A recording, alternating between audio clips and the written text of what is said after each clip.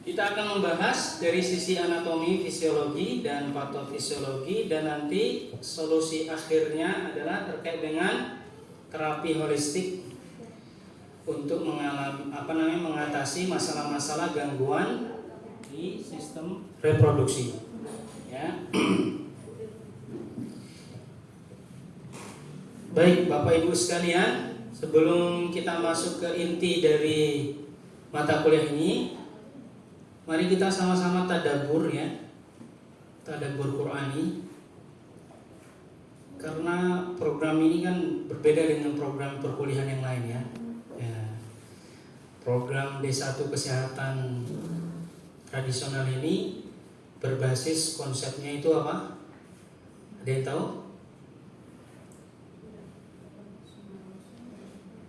Bukan. Waduh, bahaya nih, belum tahu ya.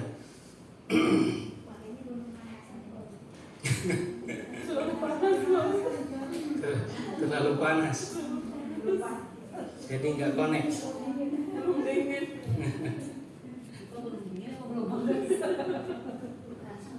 Ya. Jadi program D1 kesehatan tradisional ini konsepnya berbasis naturoterapi Qur'ani ya. Sehingga banyak dalam kajian-kajiannya kita masukkan terkait dengan tadabbur, terutama ayat-ayat Al-Quran yang berkaitan dengan mata kuliah kita. Jadi karena mata kuliah kita ini judulnya adalah tentang reproduksi, maka banyak sekali ayat-ayat Al-Quran yang berbicara tentang apa? Tentang reproduksi atau tentang penciptaan manusia, ya kan? Di antaranya banyak dalilnya, tapi kita nggak bahas satu Quran. Kalau nanti Bapak Ibu tertarik ingin memperdalam Al-Quran, pengen kuliah Al-Quran gitu ya, lebih dalam lagi, nah nanti fokus kepada perkuliahan yang ada di semua fakultas Usuluddin di jurusan ilmu Al-Quran. Baik, satu di antara sekian banyak ayat kita bacakan di dalam Quran surat Az-Zariyat. Ya. Surat apa? Surat Az-Zariyat ya, ayat yang ke-20 21. Allah Subhanahu wa taala berfirman, A'udzu billahi minasyaitonir rajim. Wa fi anfusikum afala tubsirun. Wa fi anfusikum, bahwa dalam diri kalian atau dirimu sendiri, afala tubsirun, ada tanda-tanda kebesaran Allah Subhanahu wa taala. Ada tanda-tanda kekuasaan Allah Subhanahu wa taala, afala tubsirun. Maka apakah kamu tidak memperhatikan? Ya, jadi dalam tubuh kita ini mulai dari ujung kepala sampai ujung kaki banyak sekali tanda-tanda kebesaran Allah, tanda-tanda kekuasaan Allah, ya kan? Contohnya misalkan tangan kita, ya kan? Tangan ini ada salah satu simbol dari kekuasaan Allah Subhanahu wa taala. Misalkan bentuk tangan kita ini ya, bagaimana Allah menciptakan tangan ini bentuknya proporsional ya. Ya kan? Bentuk ukuran jempol lebih pendek daripada ukuran yang lain, ya kan? Nah, sehingga banyak orang yang mencocokologikan, ya kan, bentuk tangan kita ini seperti lafaz Allah, betul ya? Jadi kalau Bapak Ibu perhatikan, ya kan, seperti ini kita lihat tangan kita ini seperti membentuk lafaz Allah. Kemudian ruas-ruas ini ya, ruas-ruas apa yang ada di telapak tangan kita, ya, bagaimana di situ membentuk simbol angka, ya kan, angka Arab, ya, 18 dan 81. ya kan? Sehingga membentuk angka berjumlah 99. Kemudian ditarik menjadi Asmaul Husna, ya kan? Kalau Bapak Ibu memperhatikan bayi yang baru lahir, saya sering itu memperhatikan anak-anak saya kalau lahir itu lihat kupingnya. Kupingnya itu, lingkaran kupingnya ini kalau Bapak Ibu perhatikan itu mirip sekali membentuk lafaz apa? Lafaz Allah. Pernah punya bayi? Yang pernah bayi ya? Pernah jadi bayi. Coba perhatikan bayi baru lahir, lihat bentuk kupingnya. Jadi luar biasa ya, dalam diri kita ini banyak sekali tanda-tanda kebesaran Allah. Allah ciptakan tubuh kita ini benar-benar dalam kondisi yang sempurna. Makanya Allah katakan laqad khalaqnal insana fi ahsani taqwim. Ya kan? Manusia itu diciptakan dengan bentuk yang sebaik-baik bentuk. Ya kan? Coba Bapak Ibu sekalian tadabbur. Ya kan? Allah ciptakan kita sepasang mata.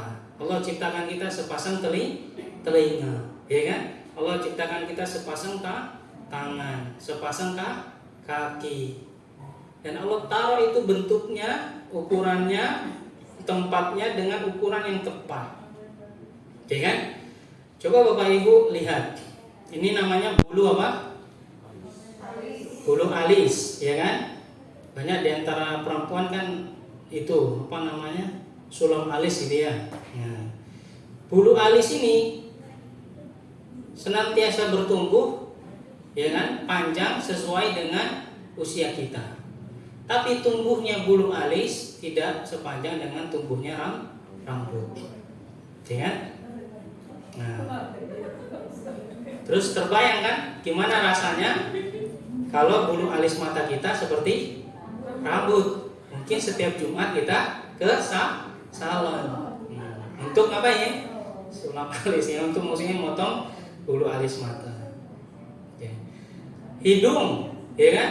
Allah ciptakan proporsional, punya dua lubang dan lubang hidungnya madep ke bawah, ya kan? Coba bayangkan kalau lubang hidungnya madep ke atas. Turun hujan di Bogor gimana? Cari banjir. Cari payung untuk nutupin hidung, gitu kan? Ya kan? Allah letakkan telinga di mana? Di samping kanan kiri kepala kita, ya kan? Coba Bapak Ibu bayangkan kalau telinga itu mohon maaf adanya di bokong kita. Ya, saya ditelepon Ustaz Cecep. Assalamualaikum. Waalaikumsalam. Nah, ini kan telinga nih, ya kan? Kalau misalkan telinganya ditaruh di bawah bokong gimana? Waalaikumsalam Ustaz, ya kan? Nah, kan enggak pas, ya kan? Tapi Allah kasih bentuk, ukuran dan termasuk tempat ahsani taqwim dengan sebaik-baik apa? Sebaik-baik tempat, sebaik-baik bentuk. Maka Bapak Ibu sudah pernah belum bersyukur Allah kasihkan diri kita, wajah kita, rupa kita yang ganteng, yang cantik-cantik ini? Pernah nggak bersyukur? Pernah, ya kan? Pertanyaannya lebih banyak bersyukurnya atau tidaknya? Lebih banyak bersyukurnya, alhamdulillah. Tapi banyak di luar sana, bukan di sini ya. Di luar sana banyak orang yang nggak bersyukur dengan Allah berikan ciptaan. Ya Allah ciptakan kita dengan bentuk yang seperti ini, ya kan? Apa bentuk tidak bersyukurnya tadi? Misalkan sudah dikasih alis mata, gitu kan? Yang bagus, yang baik, gitu kan? Yang indah. Tapi karena nggak apa namanya? Tidak sesuai dengan keinginan dia, akhirnya dibentuk, ya kan?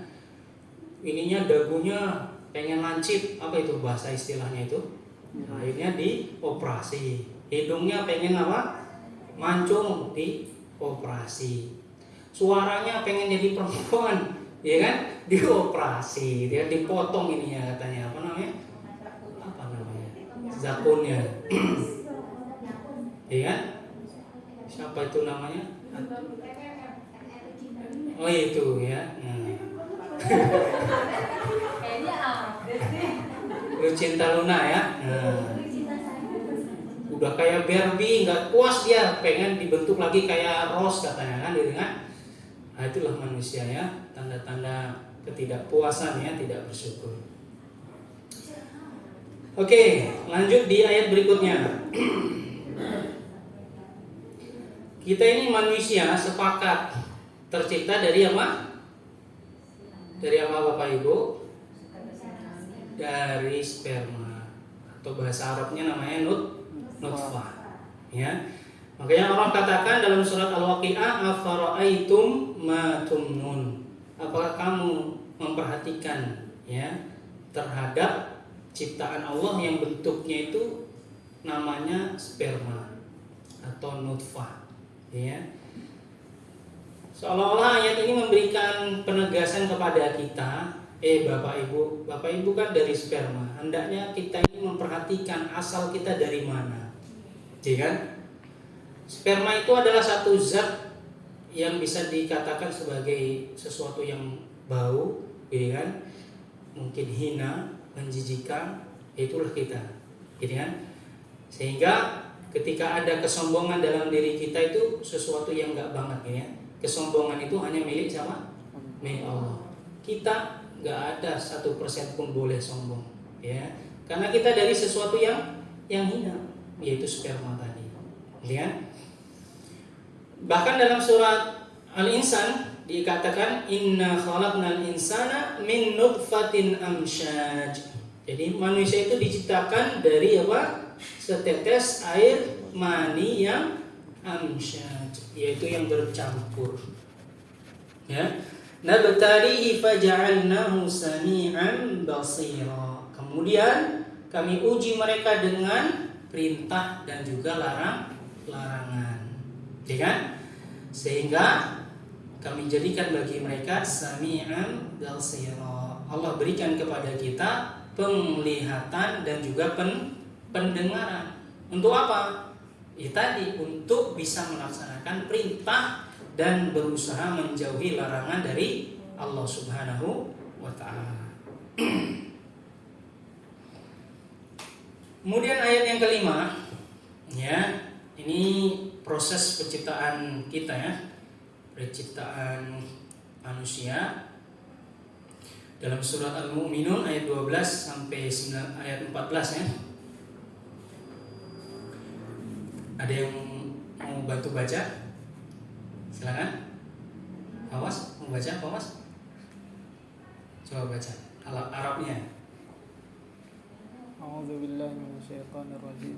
ولقد خلقنا الإنسان من سلالة من طين ثم جعلناه نطفة في قرار مكين ثم خلقنا النطفة علقة فخلقنا العلقة مضغة فخلقنا المضغة عظاما فكسونا العظام لحما ثم أنشأناه خلقا آخر فتبارك الله أحسن الخالقين.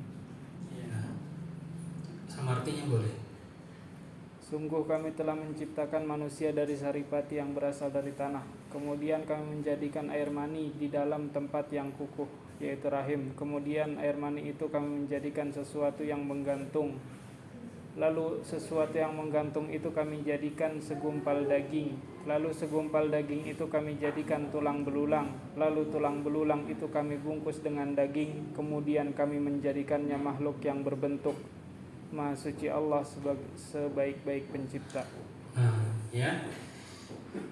Dari ayat ini kita bisa mengambil beberapa faedah.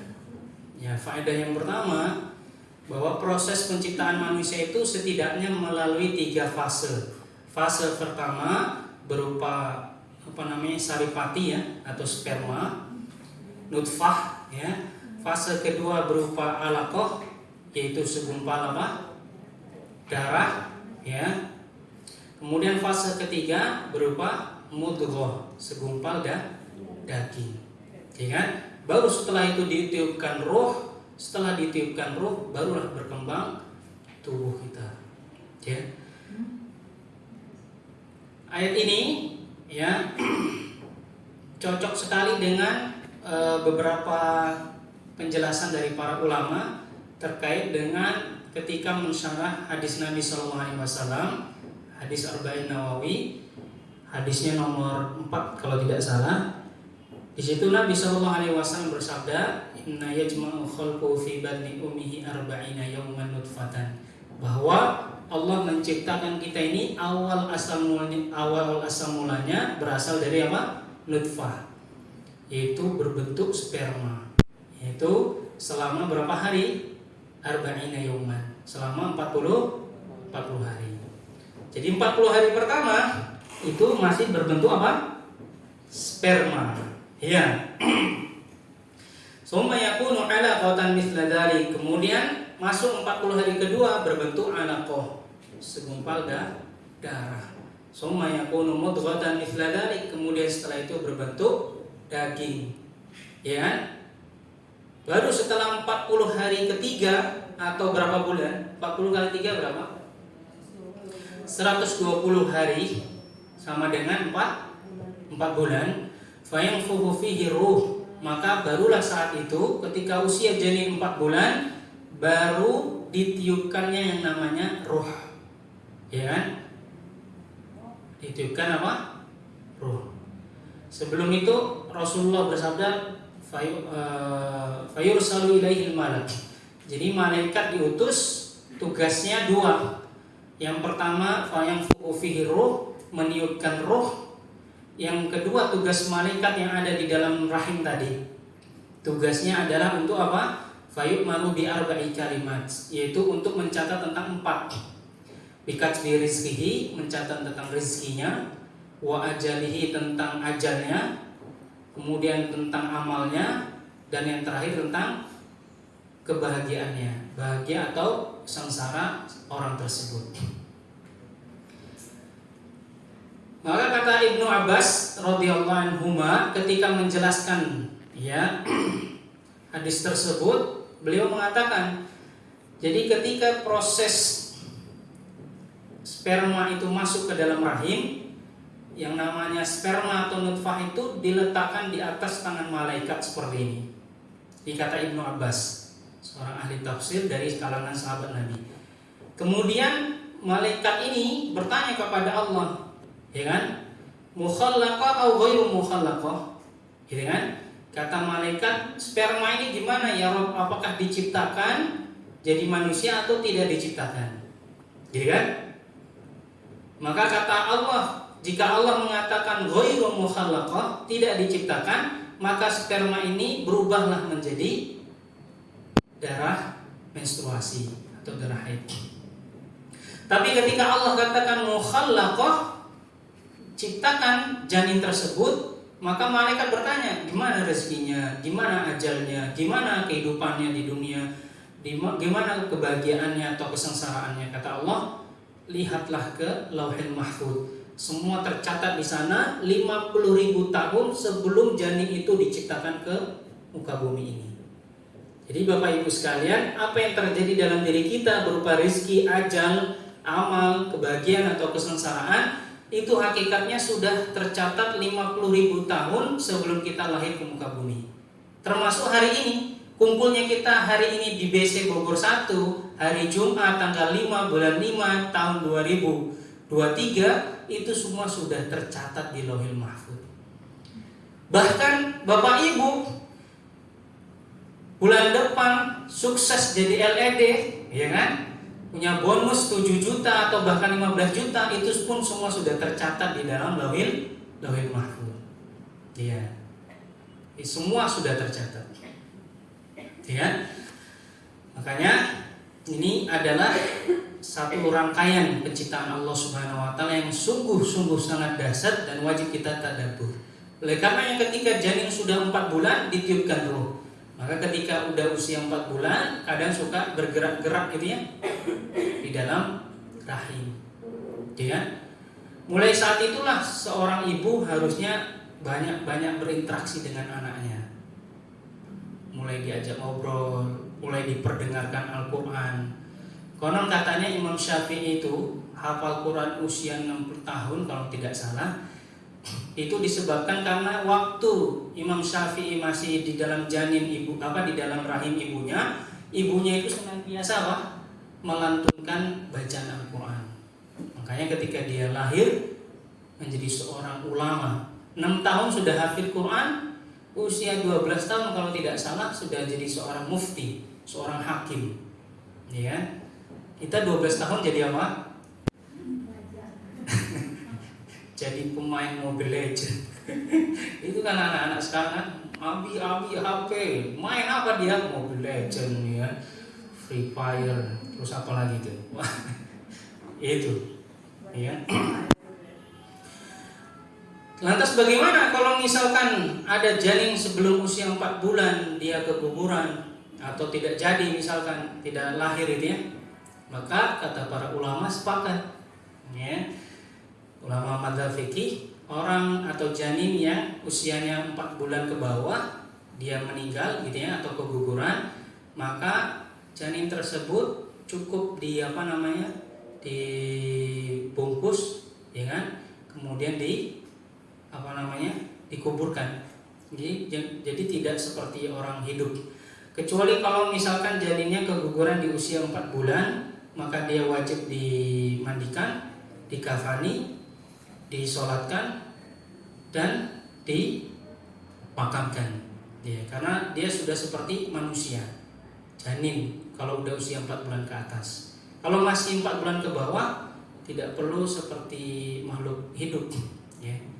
Kemarin kami waktu pulang kampung di Lampung, itu kebetulan punya teman waktu SMA, kebetulan istrinya ini hamil hamil anggur ya, kalau tidak salah namanya.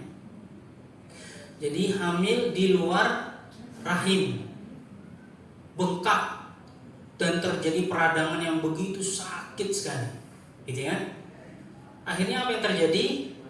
Kata dokter, ya solusinya sesar. Padahal sudah sesar lagi, gitu kan? Ya sudah disesar, ya. Jadi hamilnya hamil anggur, jadi hamil di luar rahim. Ya. Ada lagi teman saya di Lampung juga kemarin waktu pas mudik gitu ya, sama. Jadi dia istrinya hamil, kemudian di usia 2 bulan atau 3 bulan janinnya tidak berkembang, ya tidak membentuk gitu ya, sesuai dengan perkembangan janinnya, akhirnya dikuret. Ya. Jadi kalau hamil di dalam rahim tidak berkembang, dikuret. Kalau di luar rahim disesar. Ya, seperti itu.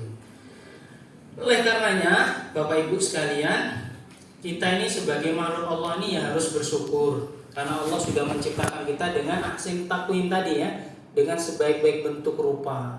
Ya, ada yang pendek, ada yang tinggi, ada yang mancung, ada yang pesek, gitu kan? Ya kan? Nah, kalau saya ini pesek ke depan, ke belakang ya. Nah, mancung ya. Summa sawwahu wa nafakha fihi min ruhi wa ja'ala lakum as-sam'a wal absara wal af'idah qalilan ma tashkurun. Nah, ini syahid dari ayat ini adalah ayat terakhirnya, qalilan ma tashkurun. Jadi Allah sudah meniupkan ruh, Allah kasih mata, Allah kasih telinga, bahkan Allah kasih hati kepada kita. Kata Allah, qalilan ma tashkurun. Sedikit sekali hamba-hamba Allah itu yang bersyukur. Lebih banyaknya apa? Kufur. Ini Allah yang sendiri yang mengatakan. Makanya tadi saya tanya, lebih banyak bersyukur atau kufurnya? Kalau kata Allah, lebih banyak kufurnya, sedikit yang bersyukur. Ya, seperti itu. Mari kita lihat satu tayangan ini. Video apa ini?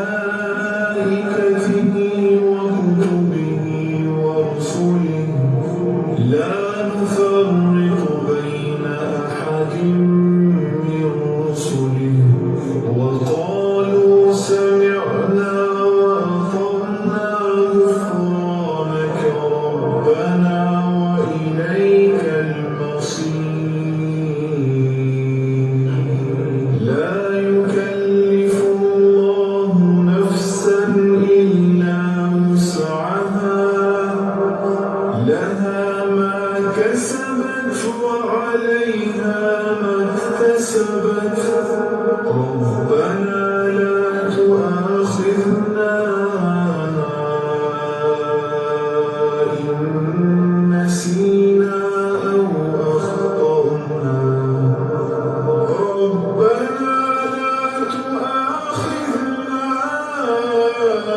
إن نسينا أو أخطأنا ربنا ولا تحمل علينا إصرا كما حملته على الذين من قبلنا ربنا ولا تحملنا ما لا طاقة لنا به واعف عنا واغفر لنا وارحمنا أنت مولانا فانصرنا على القوم الكافرين.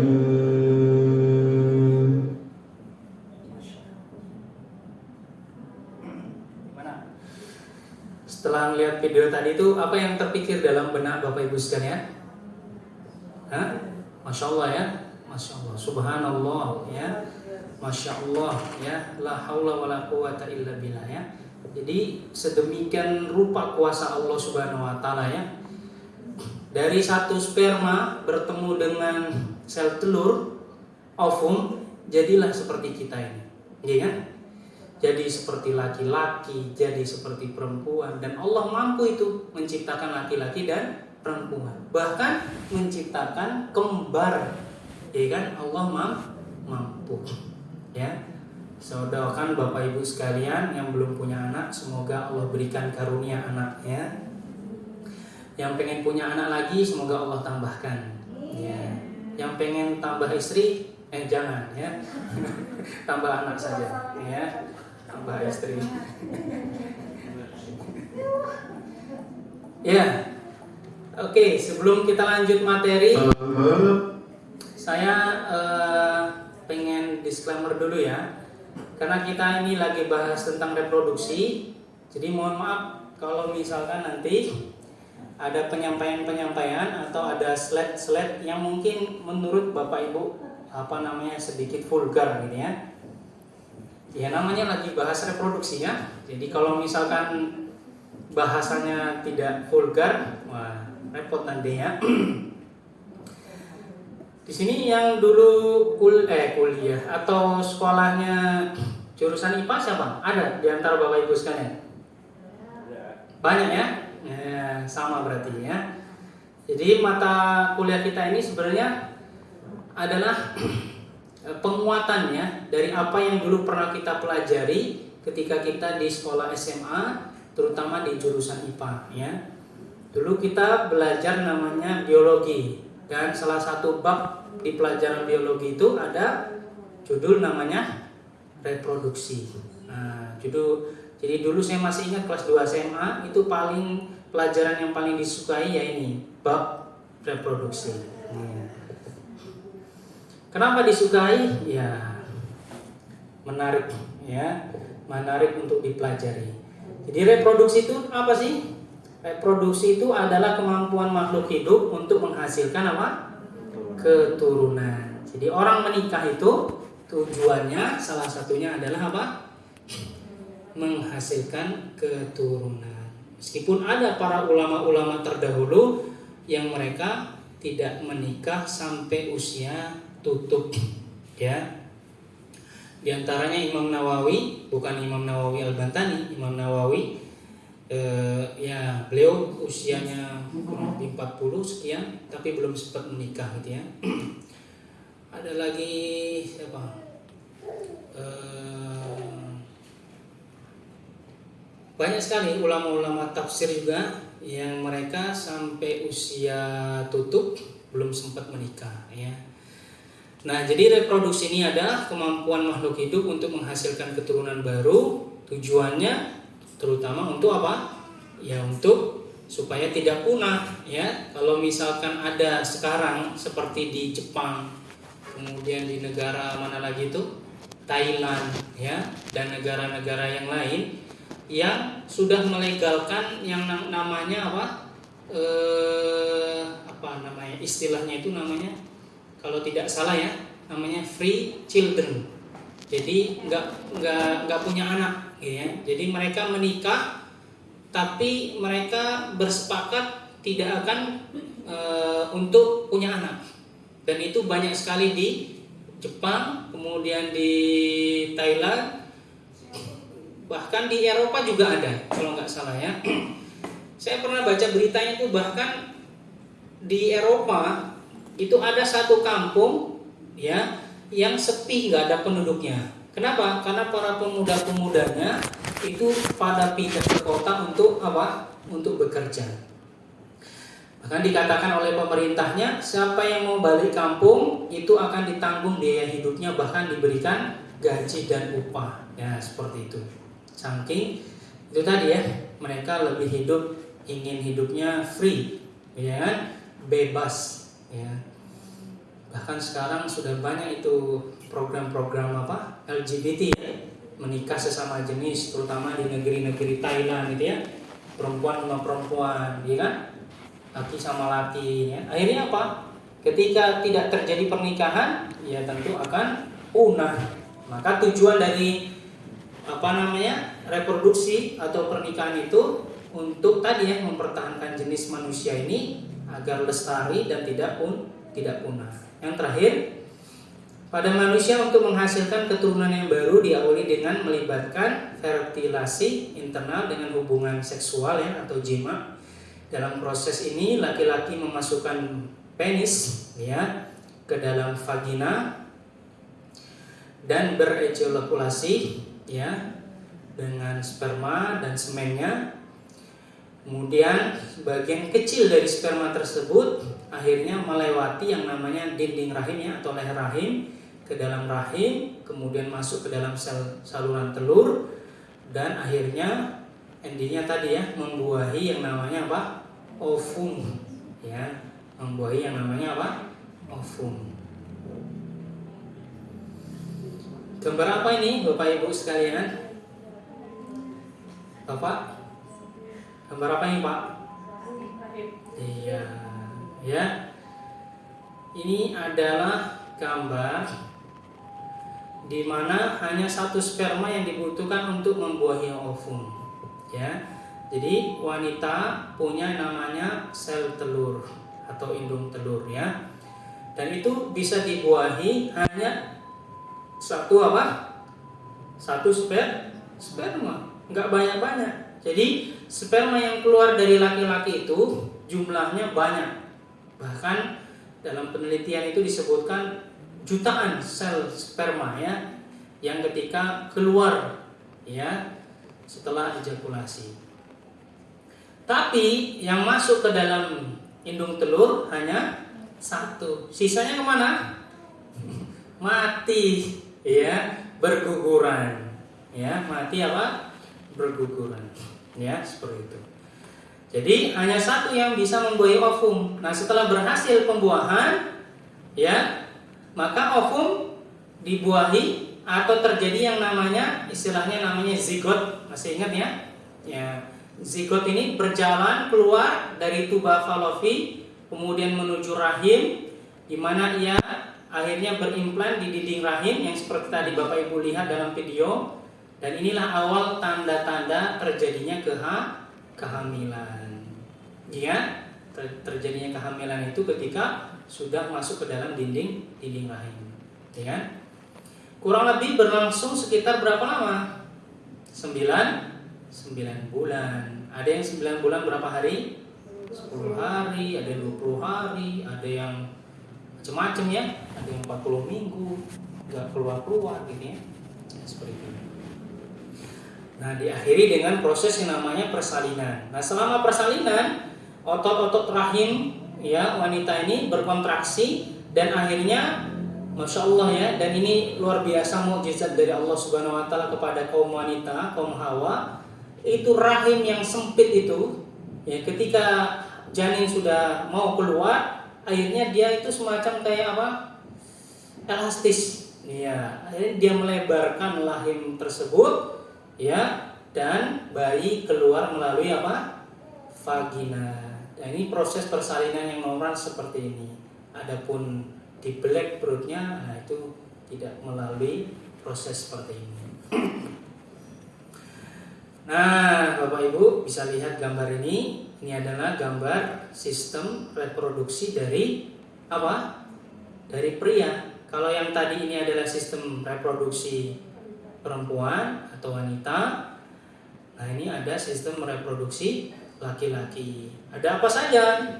Yuk kita berkenalan. Ya.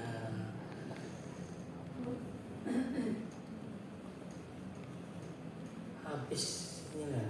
Oh. Nah, gambar yang ada di hadapan Bapak Ibu sekalian ini terdiri dari apa? Ini bagian atas. Enggak kelihatan ya. Ini adalah kandung kemih. Nah, mohon izin berdiri. Ya, ini disebut namanya kandung apa? Kandung kemih. Nah, di bawah kandung kemih itu ada bapak-bapak ya. Ini harus aware, sama ibu-ibu juga nggak apa-apa, aware terhadap ini ya, sistem reproduksi laki-laki. Ada namanya kelenjar apa? Prostat. Nah, ini yang sering dialami oleh laki-laki, terutama ketika usianya sudah lanjut. Biasanya ketika usia sudah 40-50 tahun ke atas akan mengalami yang namanya peradangan di sekitar prostat ini, ya. Bahkan kalau yang sudah sampai radangnya begitu luar biasa sakit harus dioperasi, ya. Dan banyak laki-laki meninggal selain karena faktor serangan jantung, salah satunya penelitian menyebutkan di antara sebabnya adalah masalah kanker prostat. Ya, di sini ya. Nanti kita bahas. Di sini ada uretra, saluran apa? Saluran kencing. Kemudian ada apa ini namanya? Testis. Ya, testis ya. Kemudian kepala penis dan lubang penis. Nah, ini sistem reproduksi laki-laki. Ya, ada bagian luar, ada bagian dalam. Dan setiap bagian itu pasti punya punya fungsi, ya. Dan itu sangat vital sekali. Dan ini harus dijaga, Pak, ya. Harus dijaga. Cara menjaganya gimana? Ya, cara menjaganya satu, hormati istri. Karena ada itu kejadian, saya kalau melihat berita itu ngeri ya. Di mana ada seorang perempuan, ya kan, istrinya sendiri itu memotong ya penisnya suami, ya, laki-laki, ya. Gara-gara banyaklah motifnya ini ya. Hah? Kenapa? Sunat kedua. Nah, seperti itu ya, Bapak Ibu sekalian. Oke, mari kita berkenalan terlebih dahulu dengan reproduksi pria ya. Kita awali dari penis dulu. Ya, penis ini adalah organ seks pria yang terdiri dari 3 bagian utama. Pangkal yang pertama itu adalah bagian pangkalnya, itu disebut namanya radix. Kemudian yang bagian batangnya itu korpus dan kepalanya itu glans. Ya. Pada umumnya organ ini akan mencapai ukuran yang maksimal, ya, selama masa puber. Nah, jadi usia puber laki-laki itu usia berapa, Pak, Mas? Usia berapa? Udah kelewatan dong, Pak. Oh, nggak ada batas ya. Iya. Jadi kalau sebagian orang itu mengatakan laki-laki itu pubernya ada 2 katanya. Puber pertama ketika masa remaja, yang kedua sebagian orang berpendapat pubernya itu ketika usia sudah masuk 40. Ya, itu masa-masa puber kedua katanya seperti itu, ya. Meskipun tadi sepakat saya bahwa laki-laki itu apa kata tadi, Pak? Gak ada apa namanya? Gak ada batas ya. Jadi masih kakek-kakek juga yang masih sanggup dia, gitu ya. Nah, pada ujung kepala penis terdapat uretra yang merupakan saluran untuk mengeluarkan urin ya dari tubuh manusia. saluran ini juga berfungsi untuk mengeluarkan ya tadi yang dimaksud tadi sperma itu, ya nutfah tadi. Ketika proses ejakulasi, proses orgasme, keluarlah dia yang namanya nutfah atau sperma. Nah, pada sepanjang batang penis terdapat jaringan. Nah, jaringan ini disebut namanya corpus cavernosum, ya, yaitu satu jaringan yang di dalamnya itu dipenuhi dengan apa? Darah. Ya. Nah, penis akan menjadi kaku, ya, dan mengalami yang namanya apa? Ereksi. Ketika saluran apa? Pembuluh darahnya lancar. Ya. Sebaliknya, kalau pembuluh darahnya nggak lancar, tersumbat, maka akan mengalami yang namanya proses kelainan dalam produk apa namanya sistem reproduksi pria. Nanti ada di terakhir kita bahas. Ada apa? Edi ya? Ada Pak Edi di sini.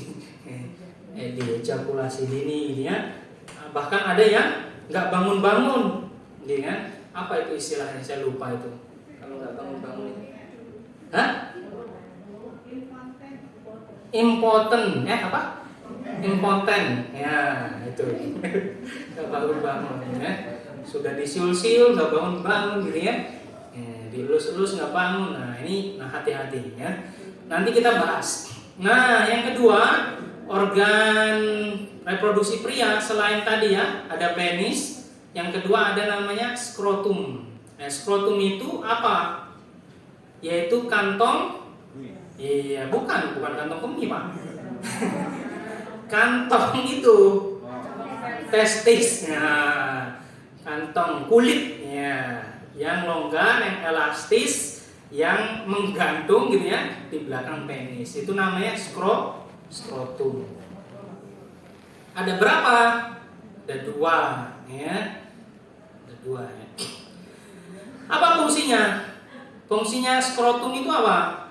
Ya selain dia melindungi si testisnya tadi, ya, jadi skrotum juga untuk mendukung fungsi dari testis tadi dalam memproduksi yang namanya apa? Sperma.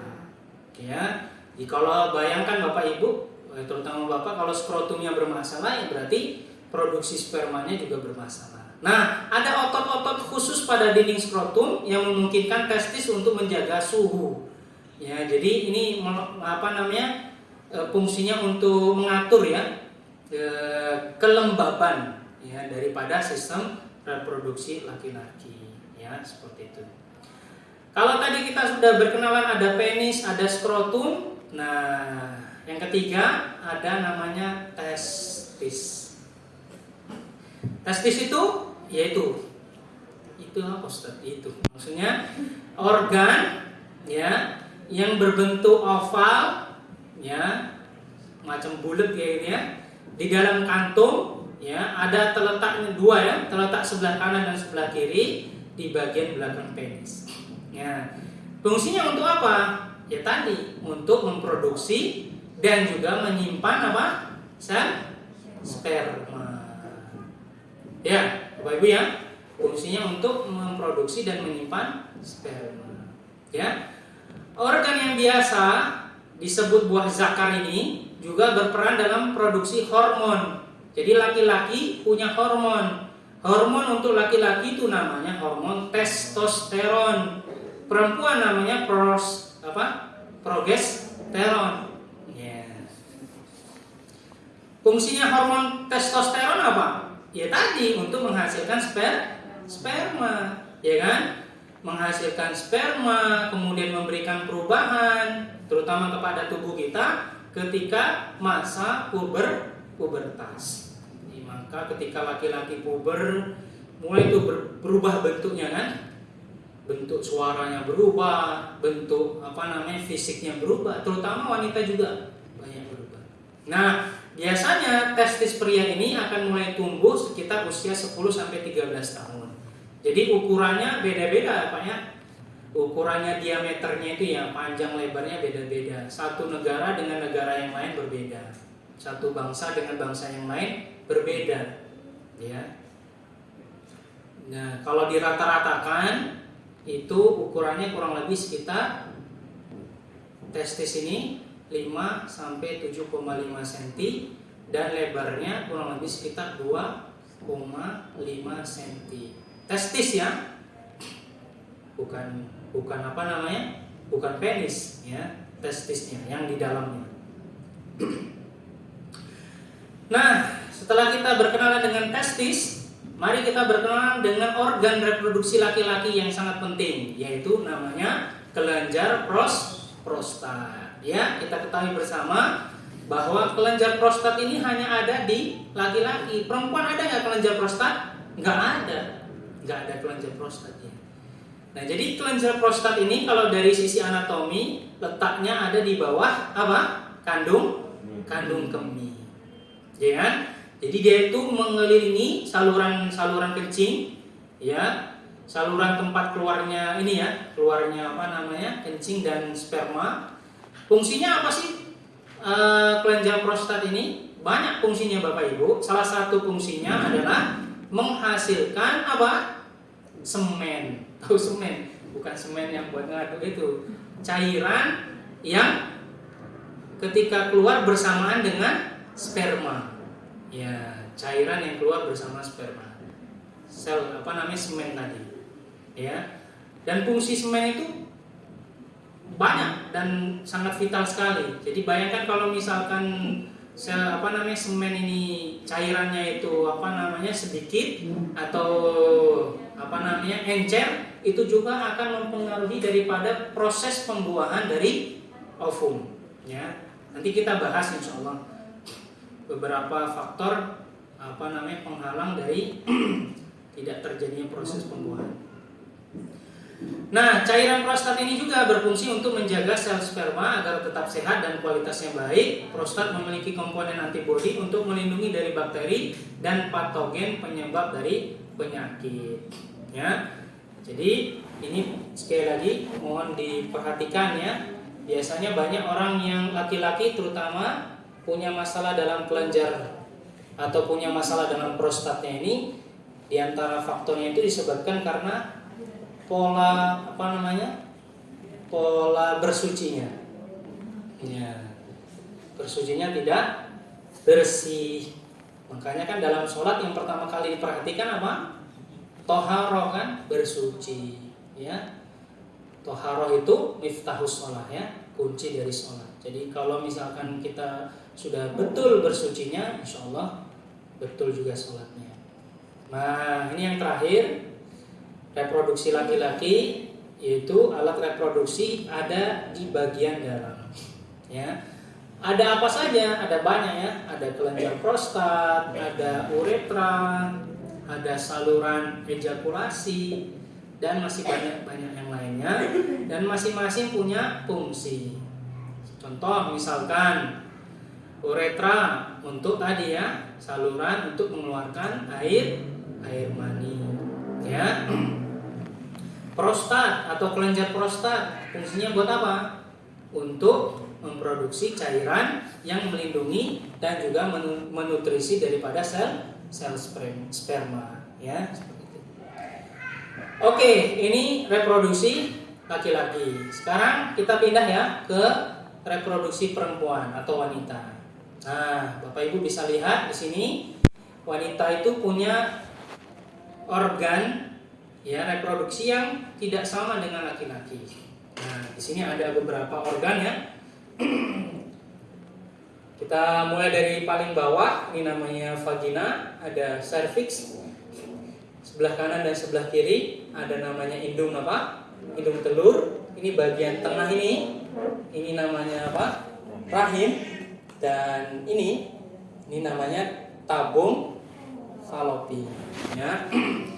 Jadi sel sperma tadi masuk dari vagina, kemudian masuk ke dalam rahim, kemudian masuk ke dalam sini ya, tuba falopi, kemudian bersatu dengan namanya ovum, kemudian keluar kembali dan menempel di dalam dinding apa? Dinding rahim. Nah, ini sistem reproduksi wanita.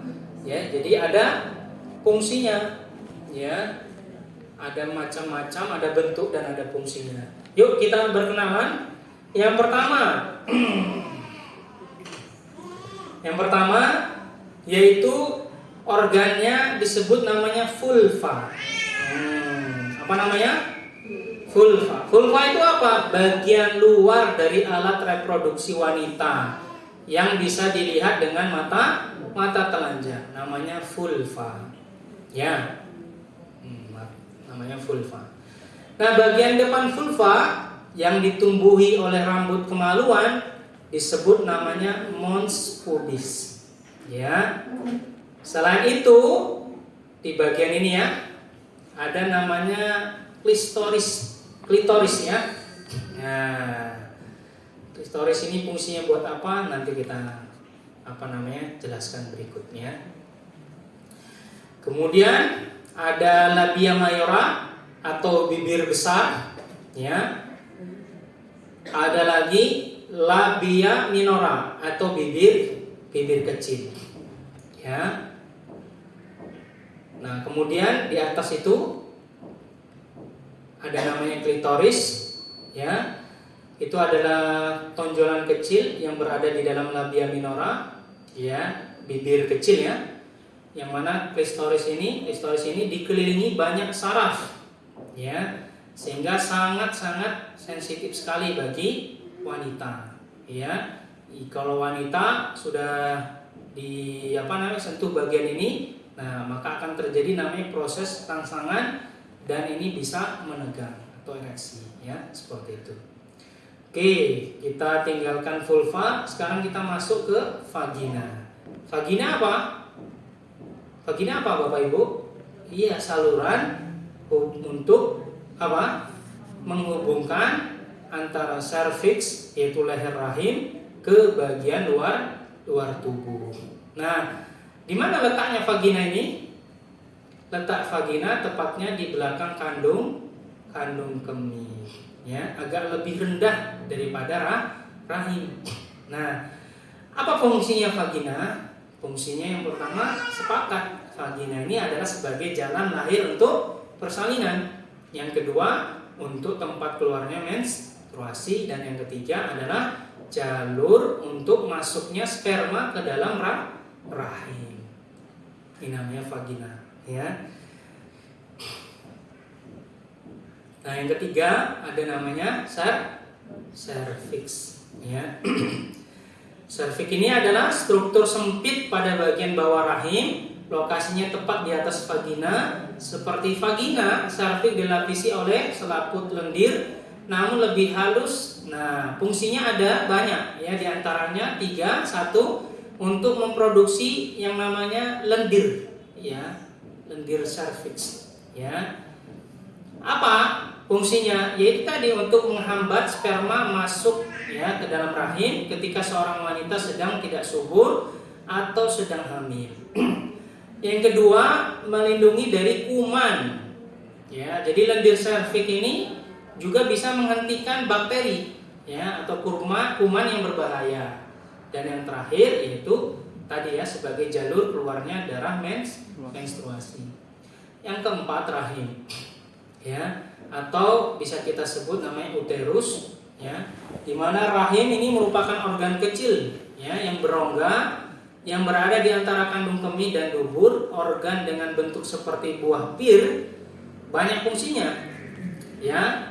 Selama siklus menstruasi normal, lapisan rahim ini akan menebal, ya, dan ini dilakukan sebagai upaya untuk mempersiapkan kehamilan. Nah, jika terjadi kehamilan atau pembuahan, rahim akan menjadi rumah bagi embrio dan untuk tumbuh kembangnya manusia, ya, seperti itu. Yang kelima, ovarium. Ovarium merupakan sepasang kelenjar kecil yang berbentuk oval di sisi kanan dan kiri rongga panggul, ya, bersebelahan dengan bagian rahim atas. Nah, fungsinya apa?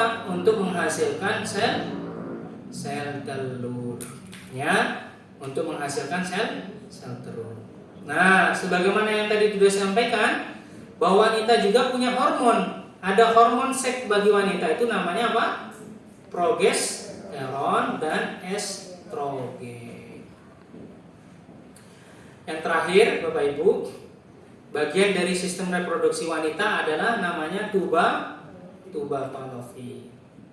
Tuba falopi ini adalah dua saluran panjang yang membentang pada bagian atas rahim ke ujung masing-masing ovarium.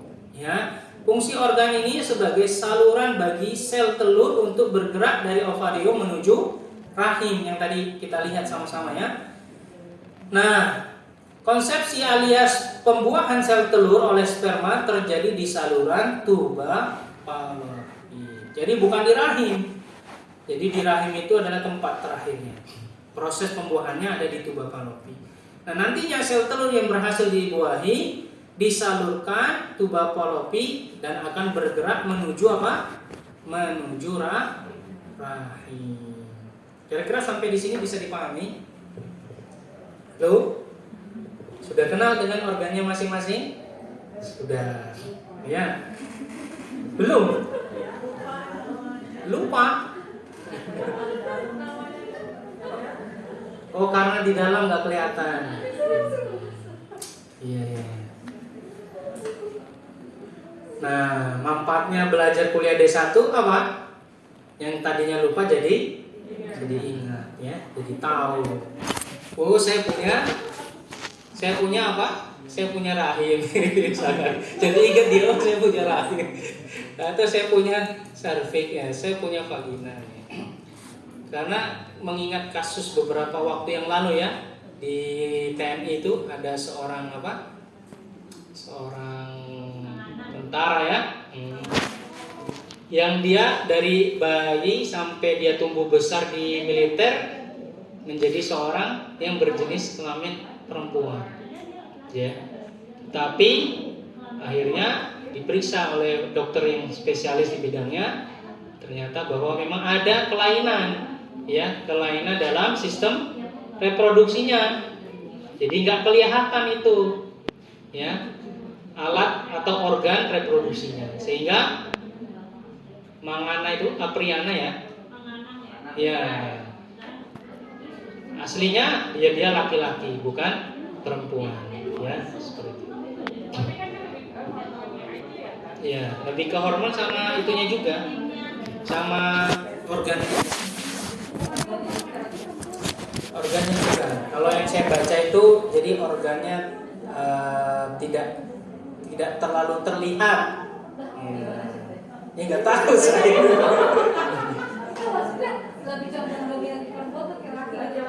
Iya, lebih condong ke laki-laki. Ya, seperti itu. Kalau Dorce mah transgender, dirubah, dioperasi. Ya. Bukan dari awalnya perempuan, bukan. Awalnya laki-laki, dirubah. Ya, seperti itu. Oke, Bapak Ibu, bisa fokus lagi ke depan. Mari kita lihat beberapa kelainan-kelainan yang ada di dalam sistem reproduksi kita. Kita mulai dari laki-laki dulu ya, karena laki-laki kan pemimpin katanya. Baik, kita lihat beberapa kelainan dalam sistem reproduksi laki-laki. Yang pertama adalah masalah stamina. Ya. Stamina pria adalah satu keadaan pria itu sehat, ya, sehat jasmani, ya, memiliki daya tubuh, ya, kemampuan seksual yang baik, ya, ini stamina pria. Nah, ada beberapa faktor penyebab kenapa pria itu kurang staminanya. Faktor pertama sudah bisa kita ketahui ya pasti masalah pola makan. Itu di mana-mana pasti.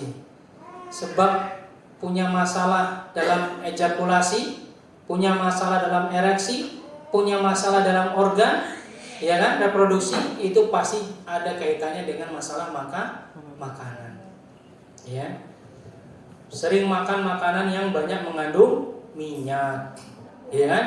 Goreng-gorengan gitu kan? Atau makanannya tidak higienis, artinya tidak tidak fresh gitu ya. Makanannya instan, ya kan? Makanannya cepat saji, atau makanannya botolan atau bungkusan. Nah, itu juga mempengaruhi masalah dalam stamina. Yang kedua, kurang olahraga. Jadi laki-laki yang berbadan gemuk karena kurang olahraga itu juga akan bisa mempengaruhi masalah stamina, ya, termasuk dalam masalah kemampuan seksnya, ya. Jadi olahraga saja bagus, tapi nggak cukup olahraga saja. Olahraga plus diimbangi dengan pola makan, ya kan? Kemudian apa lagi? Nah, ini juga banyak di antara laki-laki ya, terutama bapak-bapak nih. Jadi mohon perhatian, bapak hati-hati dengan kadar gulanya, diabetes, ya kan? Orang yang sudah punya diabetes, apalagi diabetesnya yang basah ya, mau basah atau kering sama aja sih sebenarnya, itu biasanya sudah mulai nurun itu stamina seksualnya. Bahkan apa ya bahasanya, udah nggak ada keinginan ya.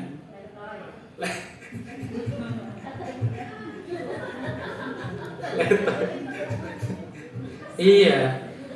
Jadi ujungnya kan impoten tadi, nggak bisa bangun. Nah, ternyata itu diawali dari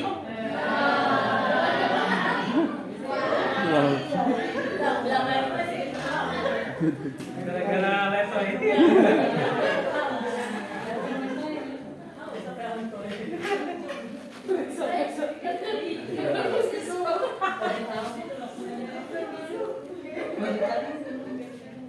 Jadi gini, bapak-bapak ya, tolong perhatikan.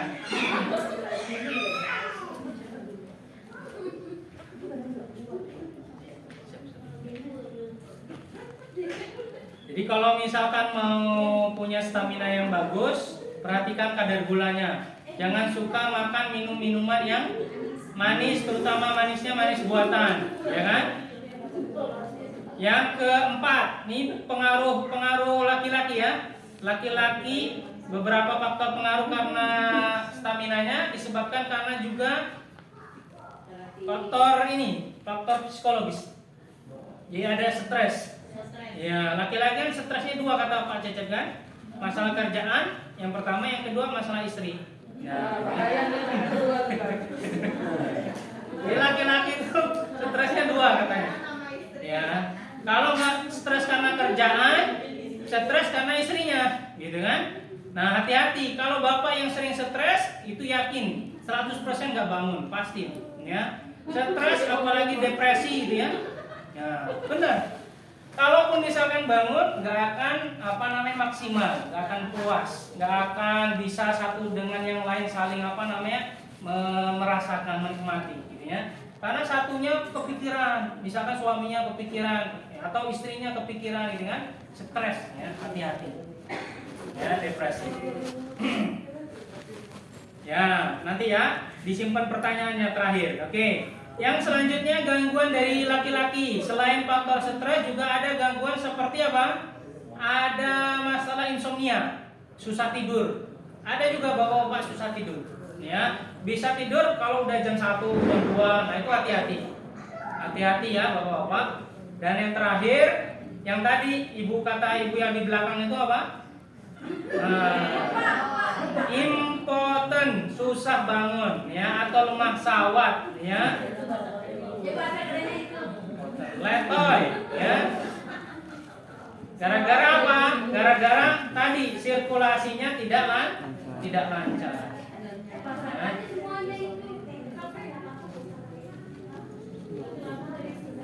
Ya. Oke.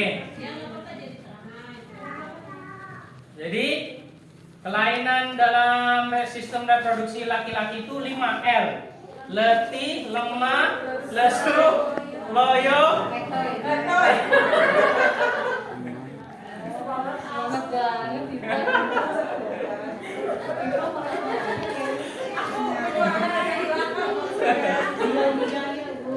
Ya.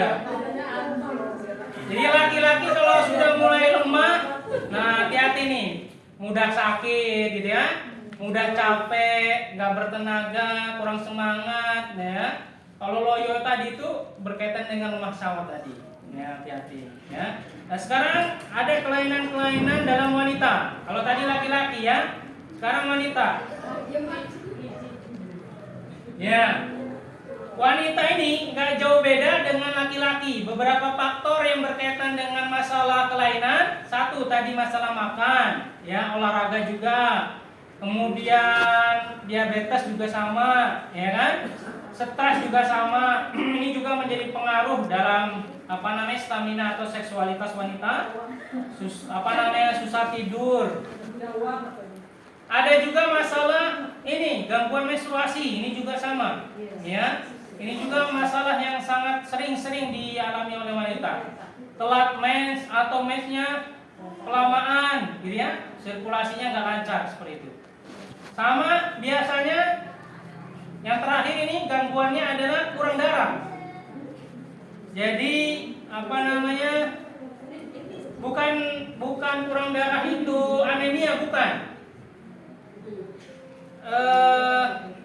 Kurang darah itu ada kaitannya juga dengan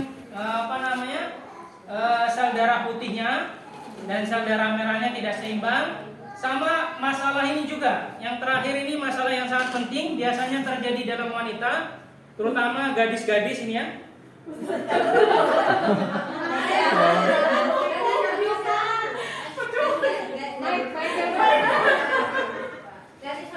Gak apa-apa, saking semangat gara-gara perempuan ya.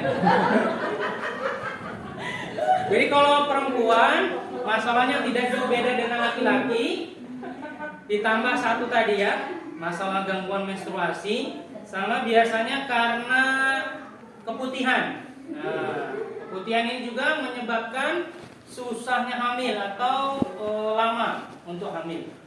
Ya. Banyak faktor keputihan itu. Salah satunya ya karena faktor, kembali lagi ke faktor makanan sih. Sering jajan sembarangan gitu ya, sering es seduh, minum jadi drink segala macam lah gitu ya, banyak sekali. Oke, selanjutnya ketidaksuburan ini juga menjadi kelainan dalam sistem reproduksi baik laki-laki ataupun perempuan ya. Jadi Bapak Ibu, menurut WHO masalah ketidaksuburan ini ya, atau masalah dalam sistem reproduksi ini, di mana seorang wanita itu gagal mencapai kehamilan sekitar setelah 12 bulan ya, atau lebih berhubungan seksual kurang lebih sekitar 2-3 kali seminggu, tetapi tidak terjadi pembuahan. Jadi kalau menurut standar WHO, orang yang tidak subur itu adalah orang yang sudah menikah, ya kan, selama setahun, kemudian berhubungan seksual itu seminggu berapa kali? 3 kali, 2-3 kali, tetapi tidak terjadi pembuahan atau kehamilan. Nah, jadi ukurannya setahun. Ya, kalau sudah setahun lewat, tidak terjadi pembuahan, nah ini ya ada indikasi terjadinya tidak kesuburan, ya seperti itu. Ketidaksuburan, ya. Nah, ada beberapa faktor. Faktor yang pertama, ini ada masalah di sel telurnya. Jadi perempuan tidak selalu, ya saya kasih penekanan di sini, tidak selalu selamanya faktor ketidaksuburan ini ada di dalam wanita. Ya, garis bawahnya ya. Memang di sini faktor pertamanya karena ada masalah di sel telur. Ya, ada semacam sumbatan di tuba Fallopi. Jadi ketika sel sperma masuk, itu terjadi sumbatan sehingga tidak bisa membuahi sel telur. Gitu ya. Ini masalah yang pertama. Tetapi sekali lagi, ini saya kasih garis bawahi, tidak selalu atau tidak melulu masalah ketidaksuburan ini ada dalam wanita saja. Ya, artinya nanti juga ada kemungkinan di masalah di laki-laki. Ya, ada juga yang kedua masalah ovulasi. Ada masalah anatomi rahim. Saya punya teman, kakaknya itu punya rahim kebalik. Rahim kebalik itu saya nggak tahu gimana gambarnya ya. Jadi, iya ada rahim kebalik. Jadi ketika dia menikah, udah lama nggak hamil-hamil, gitu ya. Ternyata setelah diperiksa oleh dokter spesialis objek (SPOG), ternyata diperiksa rahimnya itu, ya kalau bahasa gampangnya itu rahimnya terbalik, seperti itu. Kalau bahasa klinisnya saya susah menggambarnya gimana gitu ya. Intinya ada masalah di rahimnya, sehingga anatomi rahimnya yang seharusnya yang seperti tadi Bapak Ibu lihat itu nggak normal. Ya nggak normal pokoknya. Bentuknya gimana? Bingung saya, mati lampu soalnya. Menggambarkan. Pokoknya rahimnya kebalik, ya seperti itu. Anatominya, perempuannya, reproduksinya nggak sesuai dengan gambar yang tadi kita lihat. Ya.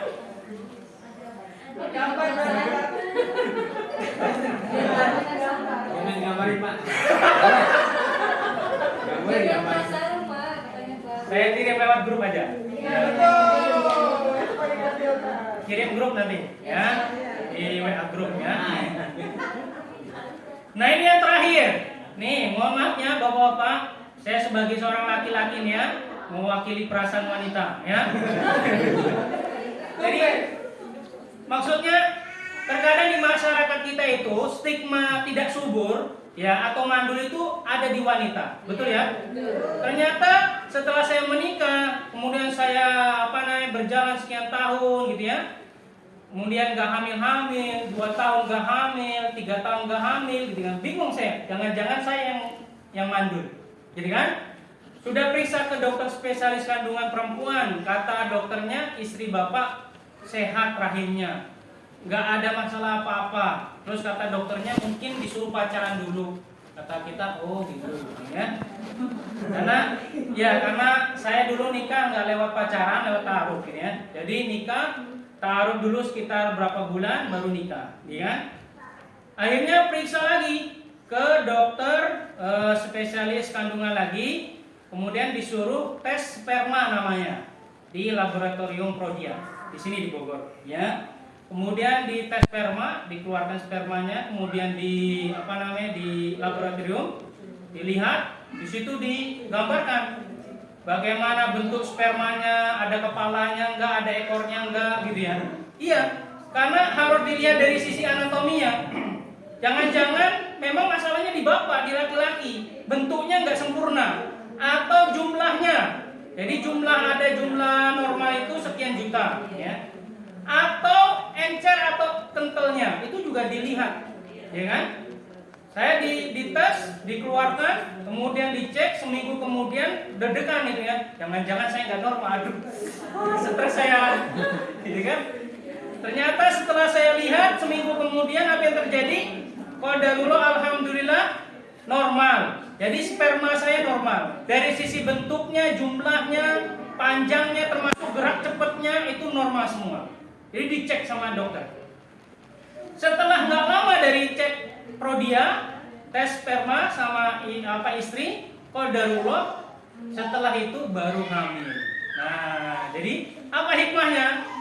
Hikmahnya yang pertama yang bisa saya ambil adalah ya bahwa sesuatu itu akan indah pada waktunya. Ya. Ya kan?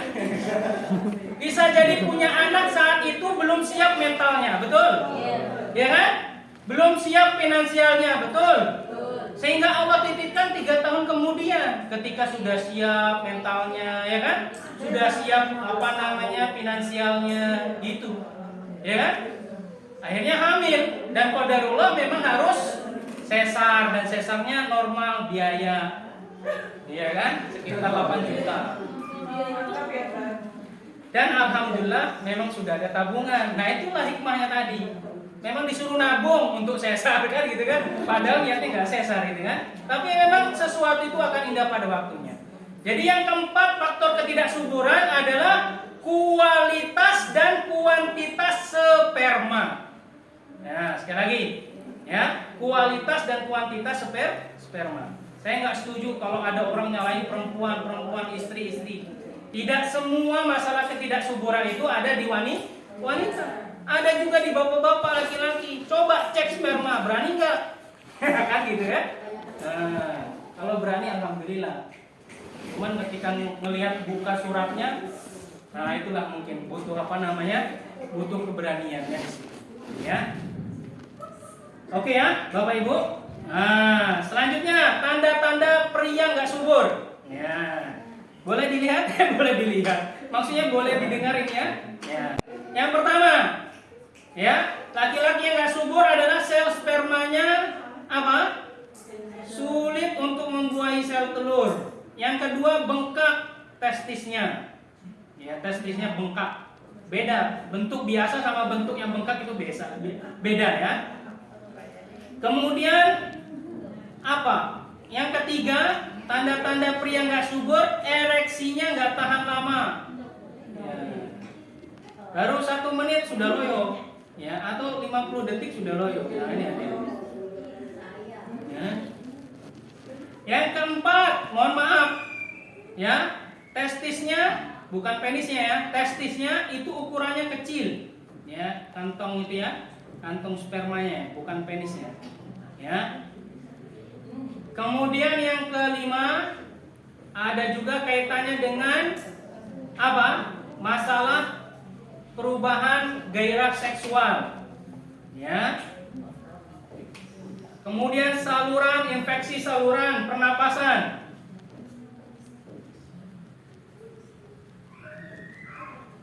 Ya. Kemudian menurunnya jumlah tumbuhnya rambut. Nah, rambutnya sering rontok, ya, atau botak tengahnya, ya, nggak tengahnya juga sih, samping kanannya kirinya, ya. Nah, depan, ya. Dan yang terakhir, ya, bisa dipengaruhi faktornya, tanda-tandanya ya, adalah spermanya jumlahnya sedikit. Yang tadi ya, yang saya bilang jumlahnya tidak memenuhi batas minimal. Jadi ada minimal jumlah sperma untuk bisa membuahi. Sekian juta misalkan ya. Bapak cuman sekian ribu, ya nggak bisa seperti itu. Nah, termasuk yang encer, semen ya, semennya itu yang tadi ya. Sekarang wanita, ya, wanita kalau nggak subur apa cirinya Ustaz? Ya, tanda-tandanya. Yang pertama, mohon maaf ini ya, ini terjadi, ya, mungkin terjadi di antara ibu, ya, yaitu sakit ketika saat berhubungan seksual. Nah, ini ciri ya atau tanda ketika wanita itu kurang subur atau tanda-tanda tidak subur. Kemudian yang kedua ada gangguan menstruasi. Yang tadi saya bilang mensnya nggak teratur, ya, atau mensnya lama, ya, atau bisa juga mensnya atau darah haidnya terlalu gelap, ya, atau pucat, bisa jadi itu juga tanda, ya, tidak subur, ya. Atau juga ada di antara ibu-ibu ada terjadi masalah kulit, ya, masalah kulit ya, jerawatan lah, apalah gitu kan. Hah? Saya, siapa itu saya? Ya, masalah kulit, ya, terus apa namanya masalah rambut, ya, ya. Tumbuh rambut, terutama di wajah, ya, ada di wajah kan perempuan. Ya. Kemudian rambutnya tadi ya rontok atau menipis. Kemudian apa namanya berat badannya bertambah.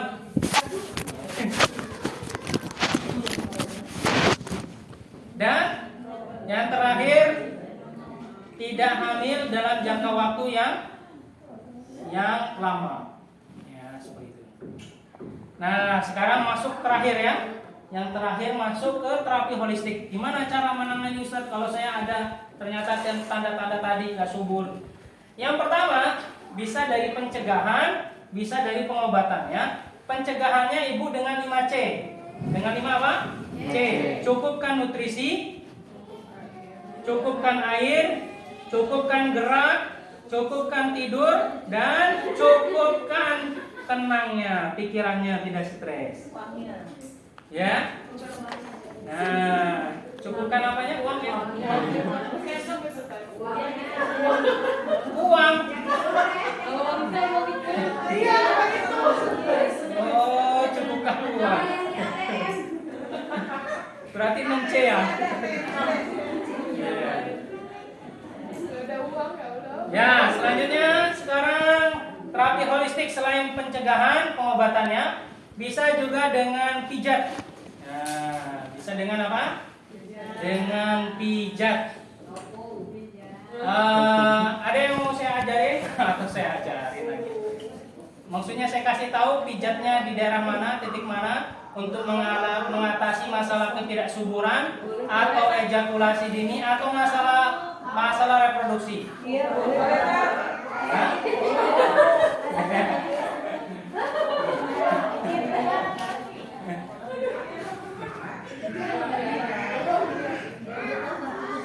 Ya, terakhirlah nanti ya.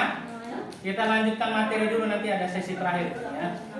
Yang selanjutnya yaitu selain dengan pijat bisa juga dengan terapi bekam. Nah, bekamnya juga di titik-titik tertentu. Bukan kahil, ya kan? Katifen. Ini juga bisa enggak masalah, tetapi ada ditambah dengan titik-titik spesial. Nah, nanti saya kasih tahu titiknya di mana untuk bekam kesuburan. Ya. Yang ketiga dengan terapi enzim dan nutrisi. Nah, kalau zaman dulu kan kalau nggak hamil-hamil katanya suruh banyak makan apa? Toge ya. Ya itu betul, toge itu bagus. Toge, bayam, brokoli, tomat, jeruk, pisang, alpukat, ikan salmon, daging. Ya.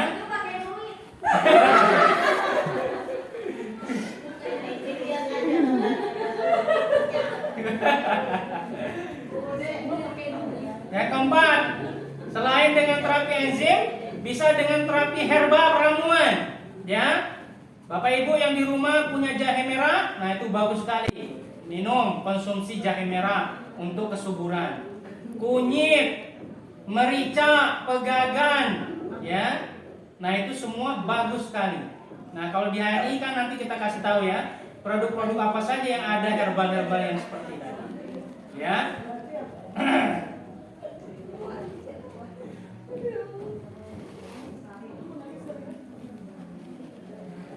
Kalau di HRI Bapak Ibu untuk masalah kesuburan ini atau kesehatan organ reproduksi bagi laki-laki ya. Ini laki-laki boleh ditulis resepnya ya. Bahwa jangan lupa sedia setiap waktu, setiap saat ya. Produk HN ini di rumah namanya Trus On. Trus On. Setiap hari, sepanjang hari on ya. On terus. Ya. Trus On. Jadi Trus On ini banyak sekali herbalnya di dalamnya Bapak Ibu sekalian ya. Ada pasak bumi ya, banyak sekali ya herbal-herbal yang ada di di Trus On untuk kesuburan laki-laki ya, untuk ejakulasi dini dan untuk yang lainnya masalah-masalah itu. Boleh nggak dikonsumsi wanita? Boleh ya, boleh, nggak apa-apa. Ibu-ibu minum Trus On ya. Yang kedua, bapak-bapak minum gamat ya, campur sinergikan dengan gamat. Jadi Trus On dicampur dengan gamat. Oh, apalagi ketika Bapak Ibu sinergikan dengan kopi apa? Kopi HC. Nah, kopi HC itu bagus sekali untuk masalah ketidaksuburan atau untuk kesehatan organ laki-laki. Kopi HC ya, bukan kopi yang lain. Kopi HC yang hitam warnanya. Ya, seperti itu. Dicampur dengan madunya madu es jaga, dan yang terakhir dengan zaitun. Ada 5 ya, 5 saran herbal HNI untuk laki-laki. Meskipun belum nikah, sehatkan organ Anda dan sel sperma Anda dengan sering konsumsi produk-produk HNI. Nah, gitu ya. Minumnya apa? Trus On, gamat, HNI Kafi, madu es jaga, zaitun. Kalau zaitun ini lebih untuk melancarkan sel darah, peredaran darah. Semakin lancar peredaran darah, itu semakin mudah untuk ereksi dan lain sebagainya. Jadi masalah-masalah di organ laki-laki itu karena ada sumbatan. Nah, selesaikan sumbatannya dengan minum zaitun. Nah, kalau bagi wanita, ibu-ibu minum harumi, apa? Harumi. Siapa di sini yang sudah pernah minum harumi? Wah, masya Allah. Yang belum pernah? Kali. Jangan sekali Bu, berkali-kali ya. Menyehatkan organ ya. intim wanita atau istri untuk suami. Ini pahala ini Bu. Jadi ibu minum harumi ini kalau diniatkan untuk membahagiakan suami, insya Allah dapat pahala. Ya, selain sehat dapat pahala. Apalagi selain harumi, gamat. Apa? Gamat ini untuk perempuan ya. Selanjutnya HNI Kafi, madu es jaga dan zaitun sama kayak laki-laki tadi. Dan yang terakhir tambahannya untuk perempuan ada 6, yaitu minum mahkota dewa. Mahkota darah. Dewa lagi dong. Mahkota Dewi. Mahkota darah. Bungkusnya warna merah. Ya. Ada di bawah. Bapak Ibu bisa lihat nanti. Kalau buat laki-laki bisa.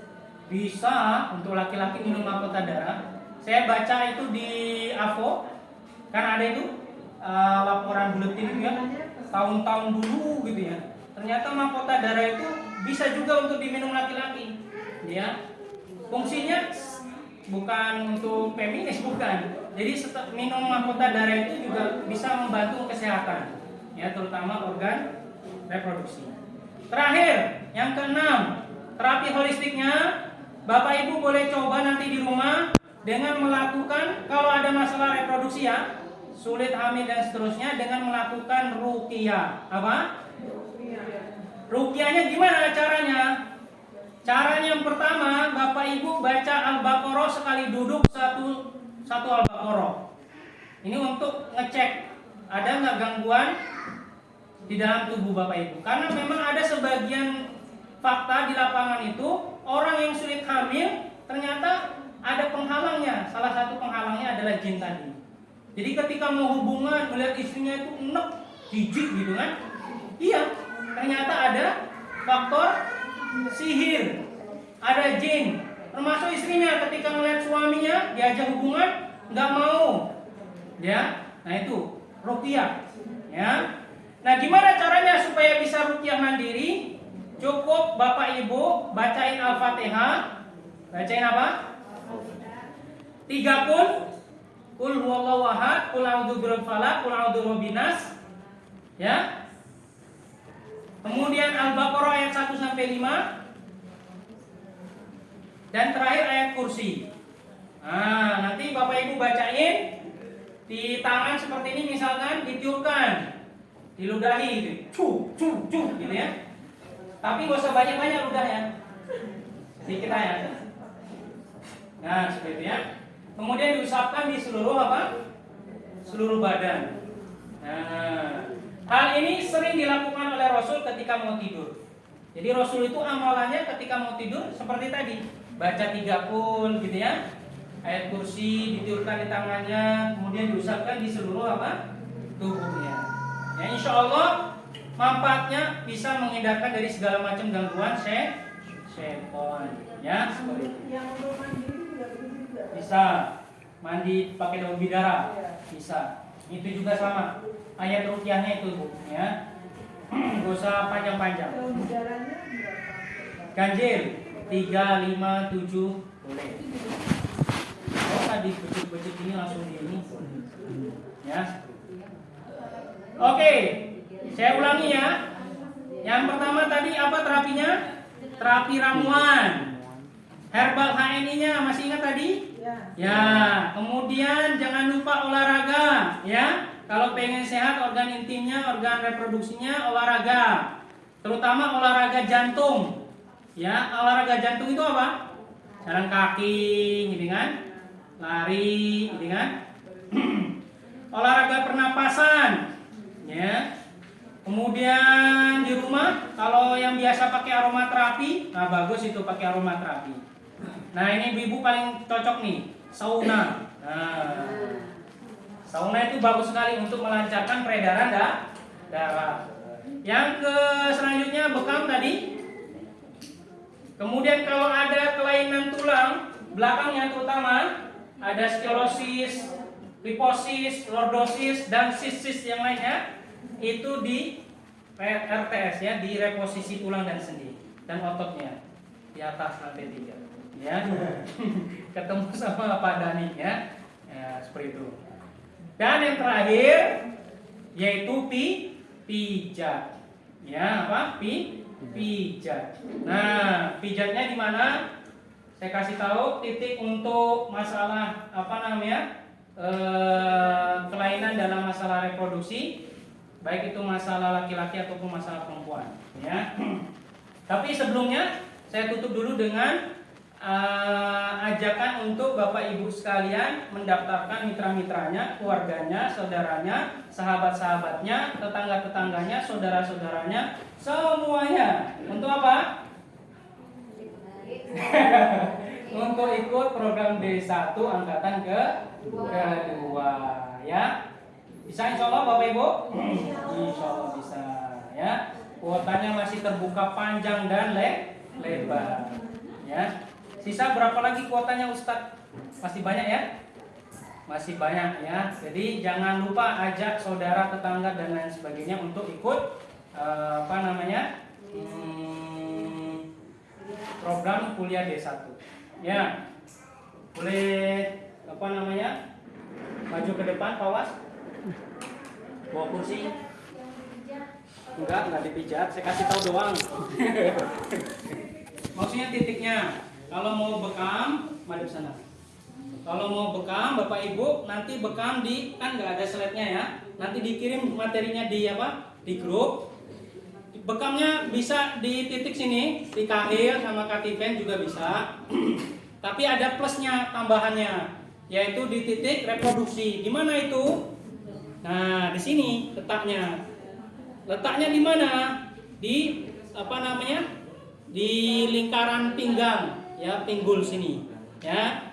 Terutama di antara apa namanya? tulang belakang atau tulang ekor. Jadi agak di bawah di sini bisa titiknya 2 kanan dan kiri, atau nanti bisa di samping sini ya, kanan dan kiri. Nah, itu untuk masalah bekamnya. Jadi nanti bekam ditambah titiknya selain di sini, di apa namanya, di titik pinggang sini ya. Nanti bisa lihat titiknya lengkapnya, jelasnya di slide yang nanti akan dikirim di grupnya. Laki-laki dan perempuan sama titiknya, di titik kesuburan. Ada 2 di sini. Bisa di sini tambah lagi 2 lagi, 4, di tengah-tengahnya 1, 5 boleh. Untuk masalah bekam. Nah, kalau untuk pijat yang paling efektif dan efisien, cepat untuk mengatasi masalah kesuburan, masalah ejakulasi, pokoknya masalah-masalah itu, yaitu pijat di titik mana? Nah, mana? Coba ambil kursi 1, coba. Nah, saya kasih tahu. Ya? Otot. Ya, nanti dikasih tahu Ibu. Nah, duduk awas. Nah, ini pijatnya. Bapak Ibu nanti bisa maksimalkan pijat di daerah titik sini. Dari apa namanya? Ini apa? Lutut sampai sini, apa namanya? Pangkal apa? Paha. Tapi titiknya yang dipencet, yang di apa? Duduk aja. Nah, ya, berdiri. Nah, yang di apa namanya? Ditekan. Yang pertama, Bapak Ibu tekan di sini, tengah. Nah, tekannya bisa pakai jempol seperti ini, ya, atau di sini juga bisa. Di sini ya, di tengah sini. Ini titik pertamanya. Untuk kesuburan, untuk masalah ejakulasi dini, untuk misalkan spermanya bermasalah, di sini ya. 1 di sini, 2 di sini. Ya. Yang ketiga di sini. Nah, dekat selangkangan, tapi bukan di selangkangan. Ya, seperti itu ya. Kemudian setelah di sini, pertama Bapak Ibu pijit dulu di sini ya. Kurang lebih sekitar 5 menit. Setelah itu titik selanjutnya di sini. Nah, di paha bagian dalam. Nah, paha bagian dalam. Sama dipijit juga, ditekan. Gitu ya. Ditekan di sini, kemudian sama di bawahnya sebelah sini juga. Sebelah sini. Nah, ini pasti kerasa sekali. Kalau misalkan si bapak-bapaknya atau si laki-lakinya itu ada masalah, ketika dipejet ini saja, dipijit kayak gini, langsung teriak dia, sakit. Nah, itu berarti ada masalah. di apa namanya? Kemudian di sini. Nah, setelah selesai di sini, kemudian di sini, selanjutnya di sini. Nah, titik sebelah sini ya. Sebelah sini sama dipijat juga gini. Pijat ya. Pijat seperti ini. Pijatnya bisa pakai jempol begini, bisa, atau ditotok juga bisa seperti ini, bisa, atau misalkan bisa digures-gures begini. Bisa juga dari atas ke bawah, dari bawah ke atas juga bisa. Insya Allah dilakukan ya oleh suami atau ke istri juga bisa, suami istri juga bisa. Dan biasanya setelah pijat ini jangan kaget nanti kalau misalkan malamnya mulai bereaksi gitu ya, naik syahwatnya misalkan, terutama perempuannya misalkan, atau istrinya atau suaminya gitu ya. Nah makanya harus siap-siap. Jadi kalau yang dipijat perempuan, nanti perempuan yang bergairah, bapaknya harus siap nanti, gitu ya. Kalau yang dipijat bapaknya, berarti ibunya yang harus siap, ya kan? Jadi kalau duanya dipijat, ya siap-siap dua-duanya, nah seperti itu, ya. Nah, jadi di sini titiknya kanan dan kiri, jangan kanan doang, kiri juga. Nah, jadi nanti praktekin malam atau sore, malam ya, nanti di rumah sama istri ya, ya. Nah, saya pernah waktu itu di terapi dipijit sama di daerah situ, luar biasa, sakitnya minta ampun, masya Allah, sakit nyeri, ya. Tapi qadarullah alhamdulillah setelah dilakukan terapi itu, ya tadi nggak jauh dari situ, lama langsung istri hamil, ya seperti itu. Nah, terima kasih. Kalau geli sama sakit beda nggak? Geli? Iya, sama sakit beda. Ya beda kalau geli. Beda. Kalau geli ya. Ya kalau geli, insya Allah mudah-mudahan nggak ada masalah berarti. Tapi lihat aja tanda-tandanya tadi, ya, tanda-tanda apa namanya ketidaksuburannya. Apakah ada dalam diri suaminya atau tidak?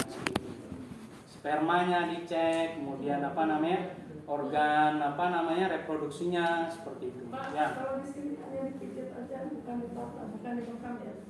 Apa tuh Bu? Itu tadi kan dipijit di. Kalau mau disinergikan dengan bekam lebih bagus lagi. Nggak apa-apa. Dibekam di sini nanti bisa, insya Allah. Ya.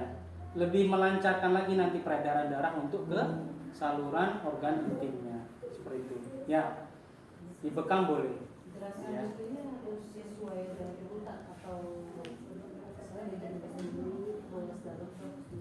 Nah, yang pertama urutannya tadi bagian ruas yang sebelah sini dulu.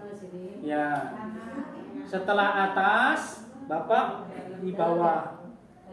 Dalam, ya. Dalam maksudnya kanan ya. Kanan dan kiri sebelah sini. Dipijat, ya. Ditotok boleh, dibekam juga boleh. Insya Allah cepat untuk mengatasi masalah kelainan dalam sistem reproduksi. Oke? Baik, sebelum saya kembalikan ke Pak Cecep, ada yang mau ditanyain? Silakan. Pijatnya ada yang dulu apa area paha dulu? Area mana, Bu? Area pinggang pinggul dulu atau area paha dulu? Bebas, nggak ada aturan. Mau pinggang dulu boleh, mau paha dulu boleh, silakan. Tidak ada masalah. Ya, boleh silakan. Oke? Kalau yang apa udah punya anak gitu. Pengen punya anak lagi? Pengen punya anak lagi. Terus pertanyaannya? Boleh enggak? Ya boleh lah. Boleh. Boleh nambah anak boleh. Ya, boleh nambah anak. Silakan. Cukup ya?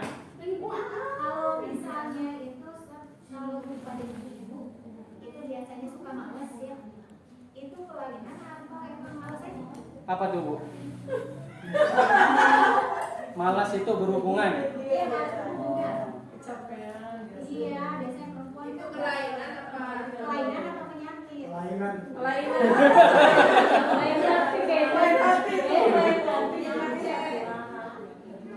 Kalau ibu-ibu diajak suami nggak mau, mungkin dilihat dulu kan faktornya kenapa, kan gitu ya. Kan tadi banyak faktornya. Mungkin karena kelelahan, misalkan ngurus anak, ngurus rumah. Ya suami juga harus apa namanya? Harus ya inilah, harus maklum ya. Masalah tiap hari. Kalau tiap hari nolak, ya kalau tiap hari nolak hati-hati, jangan ya, bahaya. Kata Nabi Muhammad, siapa saja wanita yang diajak suaminya ke kamar gitu ya, berhubungan terus dia nolak, maka apa? Dilaknat oleh malaikat dari malam sampai subuh. Ya. Dari malam sampai subuh. Ya. Kalau perempuan yang nolak,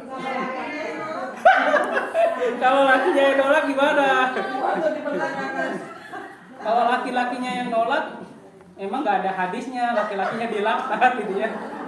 Tapi laki-lakinya ya dapat dosa juga, berdosa. Cuman nggak ada hadis tertentu yang memang menjelaskan laki-laki kalau nolak istri dilaknat gitu, nggak ada. Ya tetap dosa. Kalau ini kan udah menemukan dokter, bagus, karamannya bagus. Cuman yang masalah itu rahimnya itu licin. Jadi ketika sudah terjadi pembuahan itu nggak bisa nempel. Itu kira-kira terapi herbalnya Gamat yang tadi yang saya resepkan 6 produk HNI itu untuk mengatasi semua masalah yang tadi, termasuk masalah rahim licin tadi, Bu. Insya Allah bisa, ya, bisa diterapi dengan terapi herbal ramuan tadi, Gamat, Harumi, Mahkota Darah, Insya Allah bisa. Tapi rutin ya, jangan cuma sekali. Saya punya mitra, seorang mahasiswi, ketika datang ke rumah di Atibian, di Cibinong itu, beliau bilang punya masalah itu juga, masalah apa namanya kelainan, masalah reproduksi ya. Jadi ketika misalkan diajak berhubungan suami istri, sering ngeluh apa? Sakit, ya seperti itu. Maka saya resepkan herbal-herbal ini yang tadi saya sebutkan, kemudian saya tanya sebulan kemudian gimana, sudah baikan atau gimana? Alhamdulillah, dengan sebab wasilah herbal ini yang tadi itu, sekarang hubungan harmonis suami istrinya berjalan dengan baik gitu ya. Jadi awalnya sakit berhubungan, tapi setelah konsumsi dengan terapi herbal, alhamdulillah sekarang tidak sakit lagi. Ya seperti itu. Ya.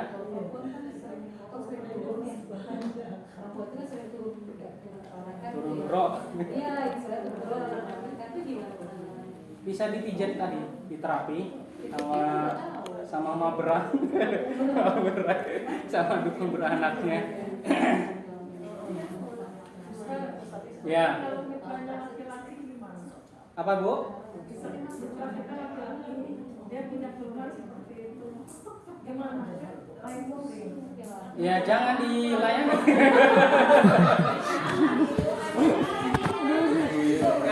kasih ke yang lain aja Ibu. Jangan Ibu terapi, jangan. Kalau mitra Ibu laki-laki punya gangguan, nah suruh ke Pak Cecep bisa atau ke siapa gitu ya. Jangan sama Ibu, nanti endingnya nggak enak.